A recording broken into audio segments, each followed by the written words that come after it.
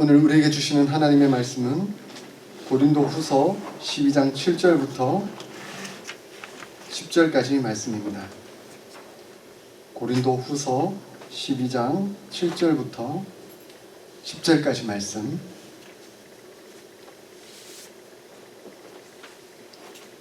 한 절씩 교독하겠습니다. 여러 계시를 받은 것이 지극히 크므로 너무 자만하지 않게 하시려고 내 육체에 가시 곧 사탄의 사자를 주셨으니 이는 나를 쳐서 너무 자만하지 않게 하려 하심이라. 이것이 내게서 떠나가게 하기 위하여 내가 3번 주께 간구하였더니 나에게 이르시기를 내 은혜가 내게 족하도다. 이는 내 능력이 약한 데서 온전하여짐이라 하신지라. 그러므로 도리어 크게 기뻐함으로 나의 여러 약한 것들에 대하여 자랑하리니 이는 그리스도의 능력이 내게 머물게 하려 함이라. 그러므로 내가 그리스도를 위하여 약한 것들과 능력과 궁핍과 박해와 권고를 기뻐하노니 이는 내가 약한 그때에 강하니라. 아멘.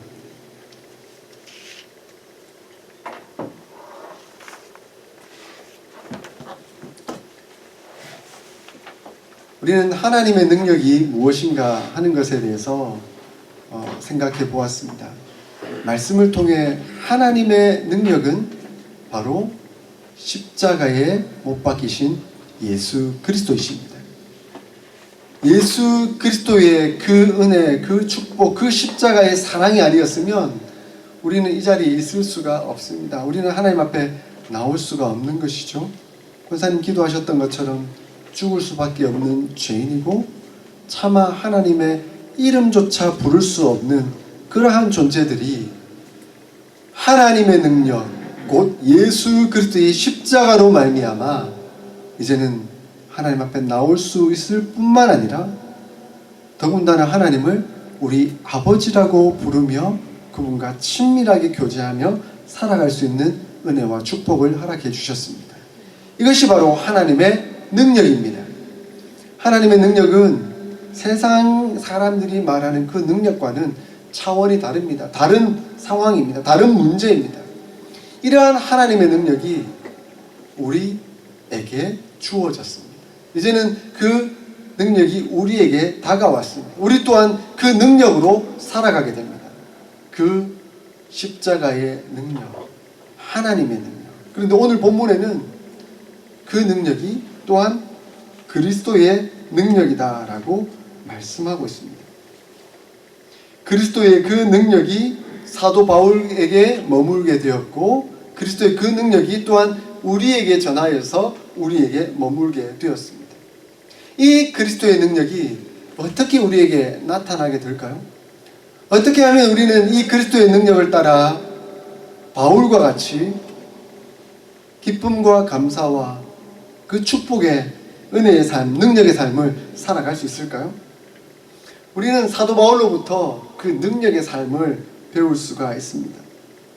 사도 바울이 이 능력을 충만하게 경험하며 살아가는 그 삶의 의미를 오늘 본문에서 이렇게 말씀하고 있습니다. 내가 약함을 자랑하리니 이는 그리스도의 능력이 내게 머물게 하려 함이라. 그리스도의 능력이 내 안에 머물기 위해서는 바로 내가 약함을 자랑해야 된다라고 그렇게 고백하고 있습니다. 사도 바울은 말합니다. 우리가 아까 찬양을 불렀던 것처럼요. 내가 약한 그때에 강함이라. 내가 약할 그때에 강함이라. 사도 바울은 너무나 잘 알고 있었습니다. 내가 스스로 강하다고 생각할 때, 내가 스스로 할 수 있다고 얘기해졌을 때 나는 약할 수밖에 없었고 아무것도 할 수 없었다. 그러나 내가 약할 그때에, 내가 약함을 인정하고 하나님을 바라보고 하나님의 은혜를 구하며 기도하며 나아갔을 그때에 진정 강함을 느꼈고 하나님의 능력을 체험할 수 있었다라고 고백하고 있습니다. 하나님의 능력은 약함을 인정하는 그 사람을 통해서 나타나게 되어 있습니다. 우리가 강하다고, 우리가 할 수 있다라고 그래 할 때는 우리는 실패하고 좌절할 수밖에 없습니다. 혹시 그게 되는 것처럼 보인다 할지라도 그것은 교만에 빠질 뿐입니다. 그러나 내가 약하다고 인정하고 나는 할 수 없습니다. 그러므로 하나님을 의지합니다. 하나님께 기도합니다. 라고 고백할 때 하나님은 주관하시고 역사하십니다. 그것이 신앙생활입니다. 사도 바울은 그의 인생을 통해 누누이 이것을 경험했습니다. 그의 사역의 성공은 때로 많은 핍박과 고난과 심지어는 죽을 위기 속에서 이루어졌기 때문입니다. 그의 사역은 그의 신체적 강함이나 능력은 물론이요 심지어 정신적 힘이나 능력에도 의존하지 않았습니다. 그 스스로 된 것이 아니라는 것을 그는 알고 있었기 때문입니다. 갈라디아서를 읽어보면 그가 갈라디아 교인들을 섬길 때 그의 몸은 아프고 약할 때였습니다.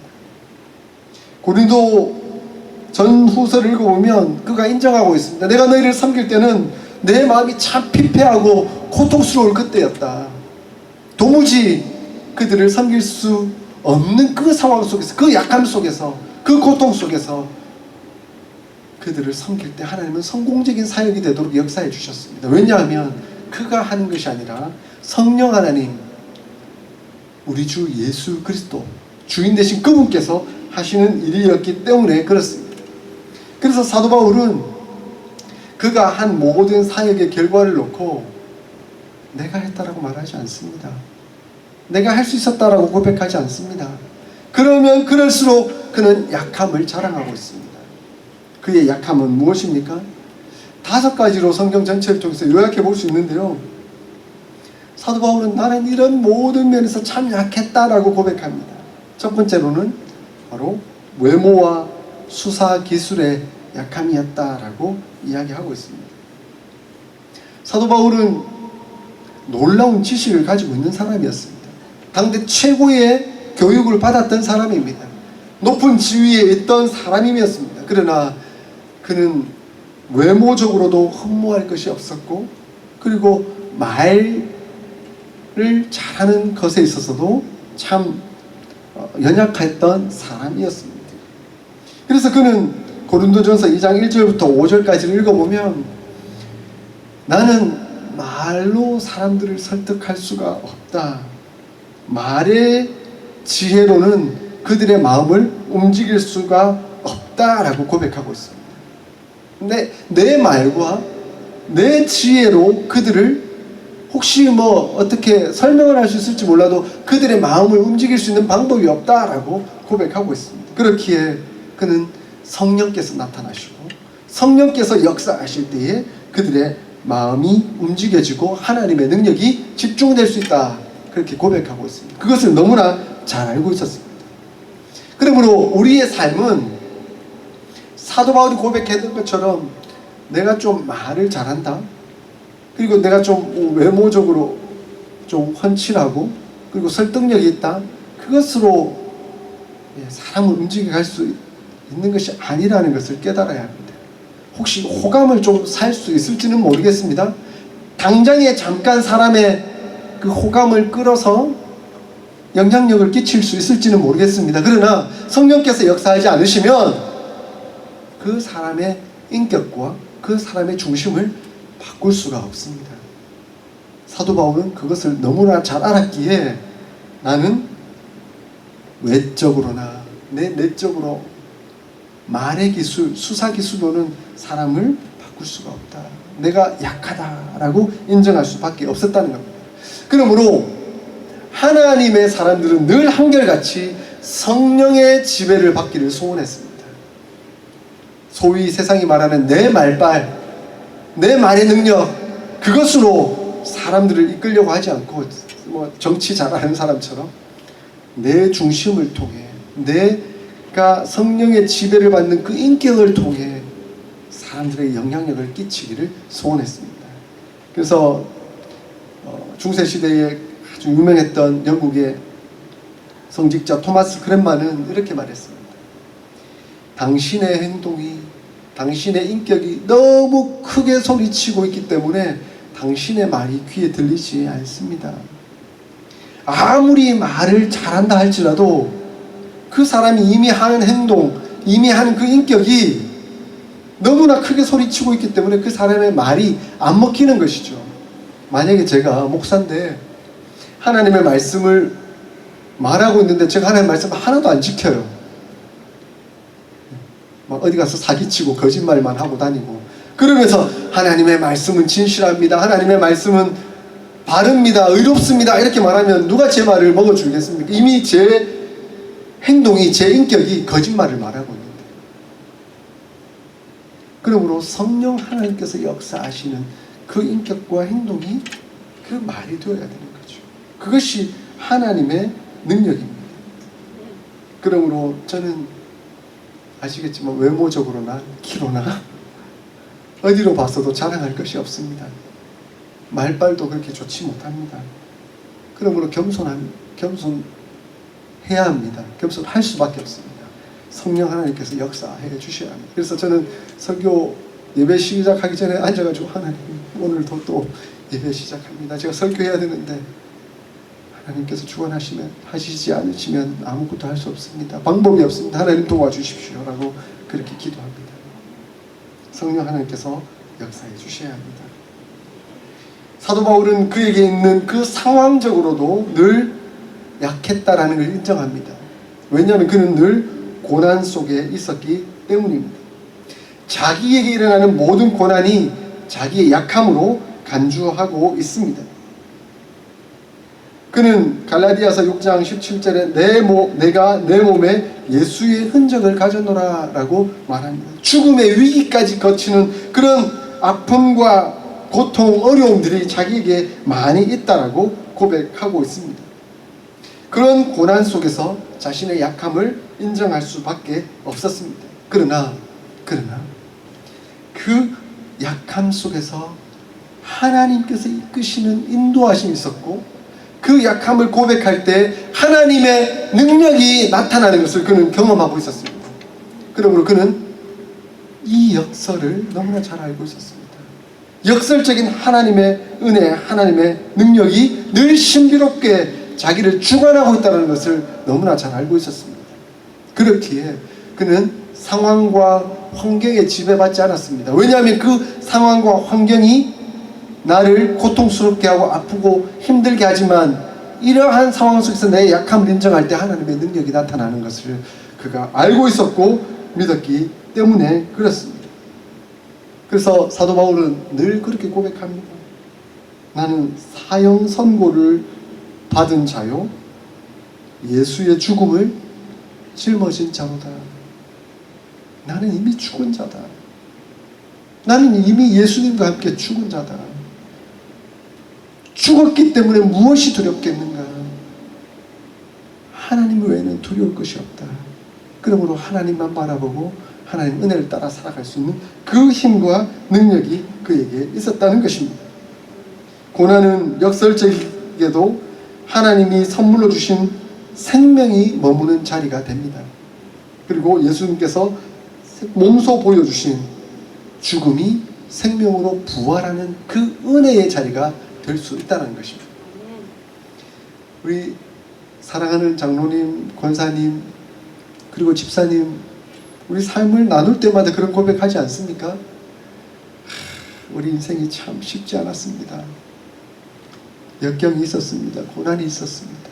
그런데 어느덧 뒤돌아보니까 그 약할 그때에 하나님을 더 의지했고, 그 고통스럽고 힘든 시간을 버티는 그때에 더 기도할 수 있었다. 그런데 그때 하나님 어느 순간 힘을 주셨고 능력을 주셨고 이겨낼 수 있도록 하나님 도와주셨다. 우리 그렇게 고백하지 않습니까? 그리고 생명이 우리에게 싹 트는 것을 느꼈잖아요. 내가 가장 고통스러운 그때에 하나님의 능력이, 또 하나님을 의지하는 그 기도가, 또 하나님의 말씀이 나를 위로하는 그 은혜를 우리가 마음껏 경험할 수가 있었던 것입니다. 제 삶을 통해서도 그렇고 저희 어머니의 간증을 통해서도 그렇고 사랑하는 장로님, 권사님, 집사님의 그 삶의 면면을 통해서도 누누이 우리가 보는 상황이지 않습니까? 우리는 약함이라는 그 고난 속에서 다시금 하나님의 능력을 체험하게 됩니다. 그런데 이 무엇보다도 사도 바울에게는 육체의 가시라는 약함이 있었습니다. 이 육체의 가시라는 것이 무엇일까? 학자들마다 저마다의 나름대로의 해석이 있긴 하지만 어떤 질병, 신체적 기형 또는 안질이라고 고통받는 그런 어떤 문제라고 여기는 사람들도 있습니다. 고린도후서 12장 10절에 오늘 본문 중에 그리스도를 위하여 겪는 능력과 궁핍과 박해와 고난, 이것이 그 가시와 연관되어 있지 않을까라고 생각해 볼 수도 있을 것 같습니다. 그래서 어떤 학자들은 사도 바울을 반대하는 그 사람들이 바울의 육체적 가시였을 것이다 라고 주장하는 사람들도 있습니다. 그의 육체적인 고통이었는지 질병이었는지 아니면 그를 반대하는 사람이었는지 다 알 수는 없지만, 그러나 어쨌든 바울이 여기서 중요하게 우리에게 말하는 바가 있습니다. 우리는 그것에 더 주목해야 합니다. 그 육체의 가시가 무엇이었는가 보다는 그 육체적 가시가 바울에게 어떠한 역할을 하고 있느냐 하는 겁니다. 그 육체적 가시가 바울에게 풍성한 의미를 가져다 주고 있다는 것입니다. 이 가시는 우선 바울에게 그가 자만하지 못하게 견제하도록 합니다. 오늘 본문 7절에 여러 계시를 받은 것이 지극히 크므로 너무 자만하지 않게 하시려고 내 육체의 가시 곧 사탄의 사자를 주셨으니 이는 나를 쳐서 너무 자만하지 않게 하려 하심이라 라고 말씀합니다. 사람의 마음속에는 늘 이 교만이 있습니다. 자만이 있습니다. 뭔가 조금만 잘 되면, 뭔가 조금만 잘하면 마치 내가 잘해서 된 것처럼 여겨지게 됩니다. 사람이 그렇잖아요. 참 어려울 때는 남에게 막 가서 좀 도와달라고 요청하기도 하고 하나님께 막 간절히 기도하기도 하고 그렇게 하잖아요. 그런데 그 문제가 딱 해결되고 나면 사람 마음이 싹 바뀝니다. 내가 잘해서 이 문제가 해결된 것처럼. 그래서 고난 당할 때는 어떻게 합니까? 기도하죠. 근데 그 고난의 문제가 딱 해결되잖아요. 이야, 그래서 기도는 싹 사라집니다. 기도하지 않는 거죠. 자만에 빠지는 거죠. 그러면 또 고난이 와야만 그때 또 깨닫게 되는 거예요. 야고보 사도가 너희 중에 고난 당하는 자가 있느냐? 저는 기도할 것이요. 네? 그 다음 해결되고 나면 저는 찬송할지니라 라고 말씀하고 있습니다. 그러니까 우리는 늘 기도해야 되는 거죠. 고난이 있으면 그 고난에 대해서 겸손하게 기도하고 그 고난의 문제가 다 해결되고 나면 하나님께서 역사하셨습니다. 하나님께서 축복하셨습니다. 감사합니다 하고 하나님께 찬송을 올려드리는 것이 우리의 마땅한 태도입니다. 그러므로 우리는 늘 겸손해야 합니다. 그러므로 사도 바울은 그 가시는 그가 아닌 하나님께서 부여해 주신 것이다. 하나님께서 나로 늘 겸손하도록 이끄시는 하나의 방편이다 라고 고백하고 있습니다. 사실 이 오늘 읽었던 우리 본문 앞을 보면 이 사도 바울이 자기가 환상과 계시에 대해서 체험한 내용을 얘기하고 있습니다. 깊게 얘기하진 않아요. 그런데 이 환상의 체험이라는 게 사실은 사람으로 하여금 굉장히 교만하게 만들 수가 있습니다. 여러분 오늘날도 그렇게 많지 않습니까? 천국을 보고 왔다 이러면 막 떠들썩합니다. 막 자기가 천국을 보고 왔다고 천국은 이렇다 하면 지옥을 보고 왔다 그러면 지옥은 이렇다라고 막 떠들어댑니다. 근데 그 목적이 뭡니까? 하나님의 계시? 저는요 그렇게 떠드는 사람들 보면 이면이 보여요. 숨은 의도가 보여요. 그 숨은 의도가 뭐냐면 자기 능력 자랑. 내가 천국을 보고 올 만큼 내가 이렇게 위대한 사람이다. 하나님께서 나를 이렇게 쓰는 사람이다. 근데 그 천국을 보고 온 것이 대부분 가짜예요. 거짓말이에요. 성경에 기반이 없어요. 그래서 사도 바울도 딱 얘기하다가 딱 멈춰버립니다. 이게 너무 넘어서서 해석하다 보면 엉뚱한 방향으로 흐를 수 있다는 위험성을 알기 때문에 딱 멈춰버리는 거죠. 그래서 성경의 근간에서 상상할 수는 있지만 성경이 말씀하지 않으면 우리는 그 자리에서 멈춰야 되는 거죠.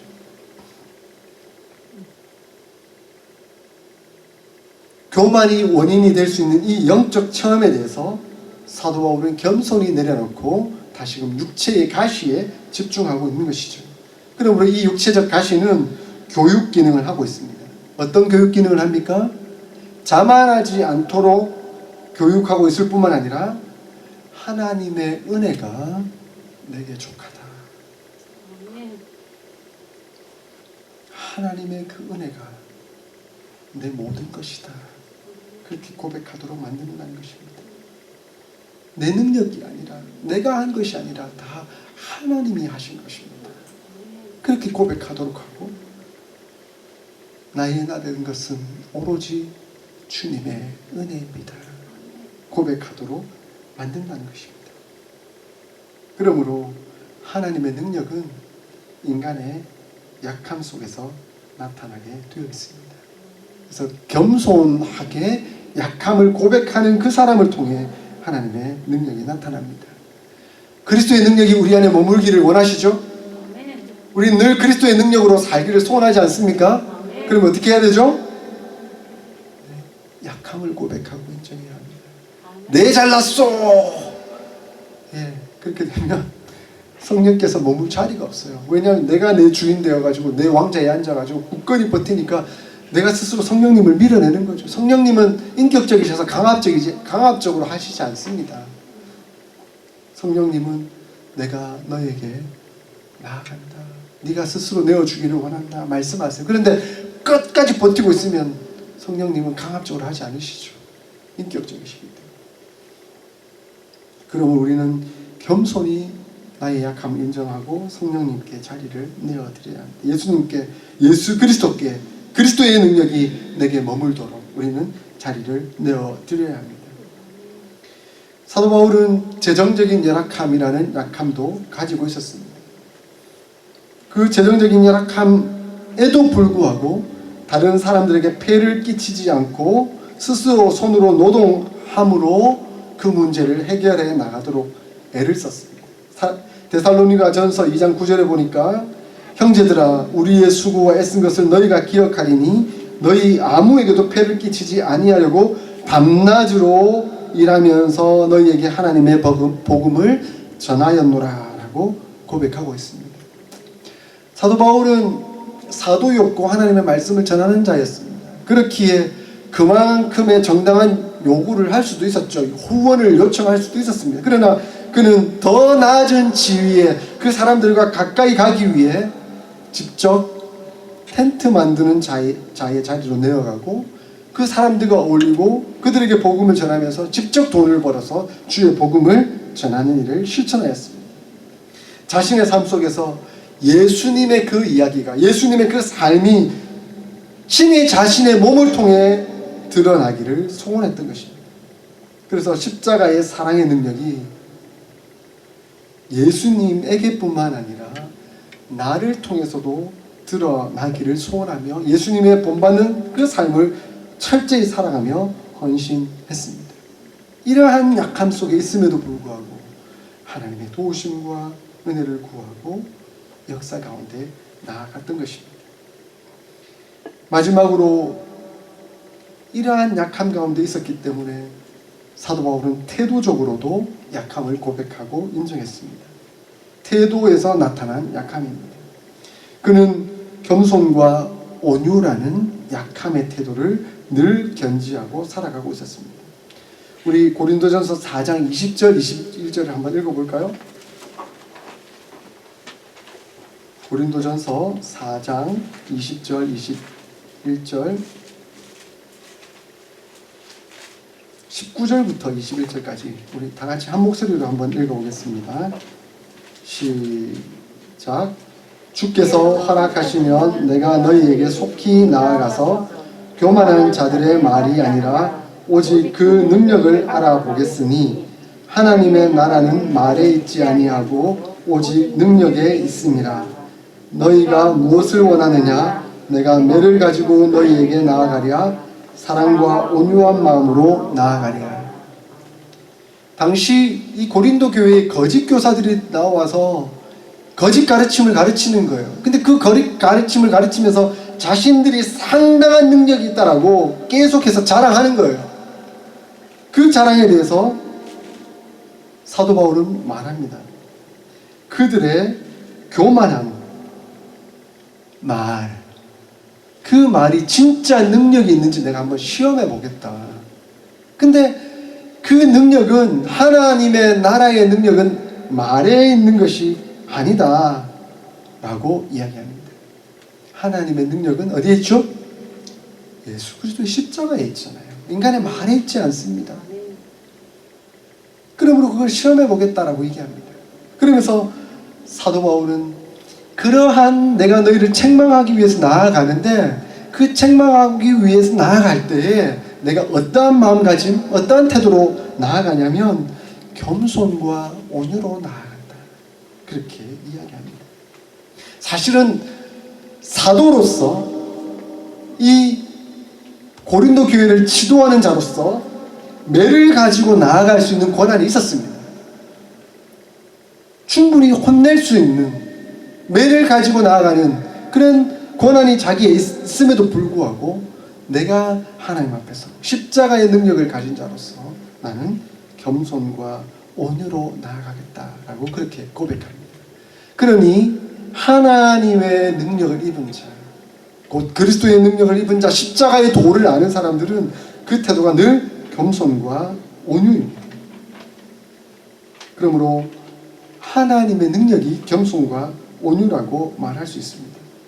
사실 성경에서 나타나는 미덕은 겸손과 온유입니다. 그런데 당대의 시대적 배경을 보면 헬라인이나 로마인에게는 이 겸손과 온유가 미덕이 아닙니다. 겸손과 온유는 종들이나 취하는 태도이지 능력 있는 사람들이 취하는 태도가 아니라고 얘기했습니다. 그러므로 전혀 미덕이 아닌 거죠.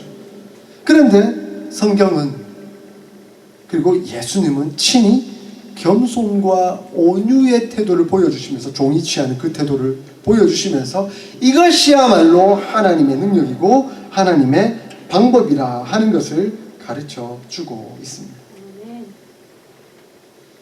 그러므로 우리가 하나님의 능력을 입고 그 은혜로 살아가기를 소원한다고 한다면 우리의 삶의 태도는 겸손과 온유여야 합니다. 사랑하는 성도 여러분, 자신의 삶을 한번 돌아보십시오. 자신의 태도를 한번 생각해 보시고 자기의 중심을 한번 들여다보십시오. 나는 과연 겸손과 온유로 삶을 살아가고 있는가? 성령의 열매, 온유가 중요한 성령의 열매입니다. 성령의 지배를 받고 성령의 은혜를 따라 살아간다면 이 겸손과 온유의 태도가 드러나게 되어 있습니다. 그러므로 약함을 인정하는 그 삶의 태도는 겸손과 온유로 나옵니다. 자, 이것을 종합해 보면 한마디로 약함을 인정하는 그 태도 속에서 하나님의 능력이 나오게 되어 있습니다. 오직 자신이 약할 때에만 그리스도의 부활과 생명을 창조하시는 그리스도의 능력이 자신 안에서 그리고 자신을 통하여서 역사할 수 있습니다. 사도 바울이 이것을 너무나 잘 알았습니다. 그렇기에 예수 그리스도의 능력이, 그 예수 그리스도의 부활의 그 생명이 자신의 삶을 통해 드러나기를 소원했기 때문에 사도 바울은 약함을 인정하고 겸손과 온유로 나아왔다는 것입니다. 사랑하는 어스틴 사랑의 교회 성도 여러분, 저와 여러분이 그리스도의 능력을 따라 살기를 소원합니다. 그리스도의 능력을 보여주며 살아가기를 소원합니다. 그 그리스도의 능력의 삶은 바로 십자가의 삶이고 예수 그리스도께서 보여주셨던 십자가의 삶의 공식, 그리고 사도 바울이 따랐던 그 공식입니다. 그러므로 그리스도의 능력을 표현하는 방법을 한마디로 요약하자면 바로 사랑입니다. 사랑. 예수 그리스도께서 십자가에서 표현해 주신 그 사랑. 사도 바울이 자신의 세운 교회를 끝까지 돌보며 보여주었던 그 사랑. 그리고 성령 하나님께서 우리를 통해서 또한 열매 맺기를 소원하는 그것은 바로 사랑입니다. 이 사랑이 바로 그리스도의 능력이고 그리스도의 사랑을 표현하는 방법입니다. 사랑은 그리스도와 하나님의 능력을 표현하는 십자가의 능력입니다. 그러므로 우리가 이 사랑을 따라 살아가기를 소원합니다. 저는 조금 더 구체적으로 성도들에게 나타나는 하나님의 능력이 어떻게 보여질 수 있을까? 누가 능력 있는 사람일까? 이 사랑이 어떻게 표현될까? 그렇게 한번 생각해 보기를 소원합니다. 초기 그리스도인들은 하나님의 능력이 자기에게 드러나는 표징을 자신이 얼마나 통제력 있고 통제할 수 있는 사람인가를 통해서 보여주기를 원치 않았습니다. 세상 사람들은 그렇게 하죠.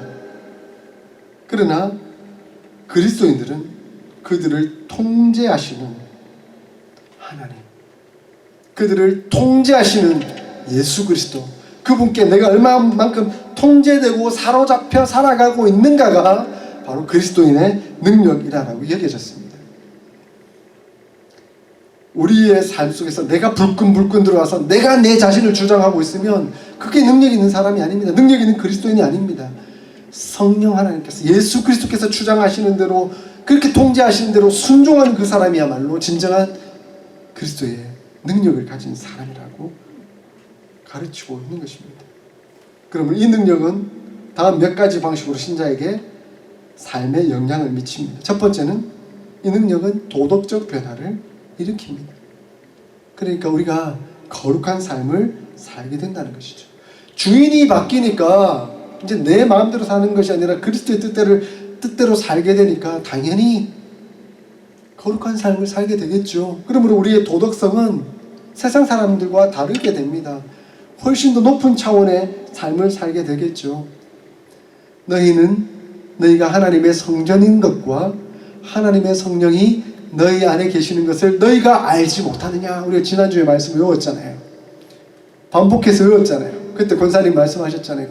김효진 장로님께서 담배 피는 사람 보고 성령님께서 네 안에 계시는데 지금 성령님 담배 연기 마시게 하겠느냐고. 내 안에 성령께서 계시므로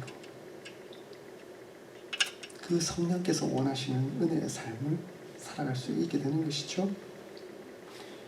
도덕적 변화를 일으킬 뿐만 아니라 두 번째로 능력은 지위를 초월할 뿐만 아니라 그것을 뒤집어 버리게 됩니다. 누누이 말씀드렸지만 고대에는 사회적 지위가 통제력과 힘을 측정하는 잣대로 여겨졌습니다. 내가 얼마만큼 내 스스로를 통제하고 다른 사람을 통제할 수 있는가가 능력 있는 사람으로 여겨졌지만, 그러나 이제는 예수님의 가르침을 따라 겸손하게 낮아져서 다른 사람을 섬길 수 있는 사람이 바로 능력 있는 사람이 되었다는 겁니다. 교회 안에서 누가 능력 있는지 아세요? 대통령이 오면 우리가 쫄겠죠. 우와, 트럼프 대통령이 딱 들어오시면 우리 막 다들 쫄아가지고 막 이렇게 하겠죠. 그러나 교회 안에서의 능력은 겸손하게 섬기는 사람을 통해서 나타난다라고 이야기해 주고 있습니다. 그래서 초대교회에 예수님의 능력을 보여줬고 예수님의 능력을 전하였던 사람은 하나같이 사회에서 낮은 자들의 위치에서 섬겼던 사람들이었습니다.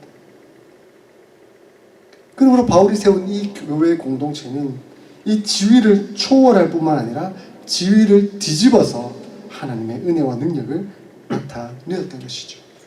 그러므로 사랑이 공동체를 뒤집어버리고 사람의 지위를 다 평등하게 만들 뿐만 아니라 그 속에서 함께 더불어 살아가는 가족이 되도록, 그게 남녀노소 지위 고하를 막론하고 교회 안에는 하나가 될 수 있는 그런 은혜와 축복이 베풀어졌던 것입니다. 또한 성도들에게 나타나는 하나님의 능력은 고난을 자랑하고 고난에서 승리하는 삶을 살게 되는 것입니다. 제가 아까 말씀드렸던 것처럼 우리 고난 속에 살지만 그 고난을 역경을 극복하게 하는 하나님의 능력을 입고 그것을 이겨낼 뿐만 아니라 그것에 대해서 하나님께 찬송과 영광을 올려드리게 되는 겁니다. 우리는 너무나 잘 압니다. 십자가가 실패가 아니라 승리라는 것을. 십자가는 결코 실패가 아닙니다. 세상 사람들은 어리석고 실패라고 여기겠지만 그 십자가는 하나님의 능력이었고 승리였습니다. 그리고 이 하나님의 능력을 입은 사람들은 십자가를 본받아 다른 사람들을 생각하고 사랑합니다. 특별히 가난하고 약한 자들을 돌보게 됩니다. 십자가를 본받는 다른 사람들을 보살피는 능력, 그것이 고난을 당함으로 사랑을 베푸는 능력이 되는 것입니다. 예수님께서 그러셨고 사도 바울이 그랬습니다. 그리고 또한 예수님의 제자를 그렇게 살기를 원하고 계십니다. 말씀을 맺겠습니다. 사랑하는 성도 여러분, 하나님의 능력을 입기를 원하십니까? 아멘. 이때는 아멘을 크게 하셔야 됩니다. 하나님의 능력을 입기를 원하십니까? 아멘. 그리스도의 사랑을 입기를 원하십니까? 아멘. 그리스도의 능력을 따라 살기를 소원하십니까? 아멘. 그 능력은 약함 속에 있습니다. 우리 자신을 인정하고 나아갈 때입니다. 이 능력이 이 공동체에 속한 어떤 문화가 능력이라고 이해되던 그 영예와 존경, 통제력이 아니라 십자가라는 표지와 고난으로 표현하는 사랑의 능력과 약함 속에 존재하는 하나님의 능력을 가리키고 있다는 것을 우리는 너무나 잘 알고 있습니다. 이 역설적인 은혜 속에 살아가고 이 역설 쪽에서 생명과 소망을 꿈꾸는 사람들을 통해서 하나님의 능력이 나타납니다. 하나님의 능력은 역사합니다. 그리고 그렇게 역사하는 교회, 그렇게 문화가 자리 잡혀 있는 교회가 진짜 교회입니다. 세상에 다른 면모를 보여주는 것이죠. 세상은 지위가 높은 사람들을 존중하고 그 사람을 따르려고 하지만 교회는 전혀 다른 그 모습, 하나님의 능력을 보여주는 것입니다. 우리 어스틴 사랑의 교회가 그 모습 보여줄 수 있기를 소원합니다. 그 능력, 그 영향력, 그 사랑이 우리를 통해 나타나기를 소원합니다. 아멘. 우리 함께 찬양하겠습니다. 나 주님의 기쁨 되기 원하네.